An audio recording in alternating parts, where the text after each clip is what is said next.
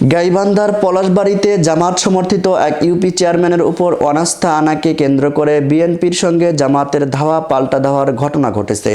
বুধবার 20 নভেম্বর সন্ধ্যার পলাশবাড়ী উপজেলার গেট এলাকায় এই ঘটনা ঘটে। এ সময় ককটেল বিস্ফোরণে কেঁপে ওঠে আশেপাশের এলাকা। স্থানীয় সূত্রে জানা গেছে, পলাশবাড়ী উপজেলার 5 নং মহদীপুর ইউনিয়নের জামাত সমর্থিত ভারপ্রাপ্ত চেয়ারম্যান রাশিদুল ইসলাম বাবুর বিরুদ্ধে বিভিন্ন অনিয়মের অভিযোগ এনে উপজেলা নির্বাহী অফিসার বরাবর অনাস্থার অভিযোগ দেয় ওই ইউনিয়নের সব ইউপি সদস্যরা। সেই অনাস্থার আনার বিষয়টি আজ উপজেলা পরিষদের সমঝোতা হওয়ার কথা ছিল। তার আগেই বিএনপি ও জামাতের দুই নেতার মধ্যে বাকবিতণ্ডা শুরু হয়। এক পর্যায়ে তা ধাওয়া পাল্টা দেওয়ার রূপ নেয়।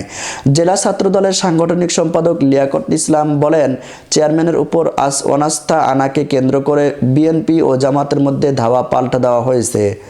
এ ঘটনায় জামাতের 3 জন ও বিএনপির 5 জন আহত হয়েছে বলে শুনেছি। বিষয়টি নিশ্চিত করে পলাশবাড়ী থানার ভারপ্রাপ্ত কর্মকর্তা ওসি জুলফিকার আলী ভুট্টু বলেন, বিকেলে পলাশবাড়ী উপজেলা পরিষদে বিএনপি ও জামাতের দুই নেতার মধ্যে বাকবিতণ্ডা হয়। এরই জেরে পলাশবাড়ী উপজেলা গেট এলাকায় দুই পক্ষের মধ্যে ধাওয়া পাল্টা দেওয়ার ঘটনা ঘটে।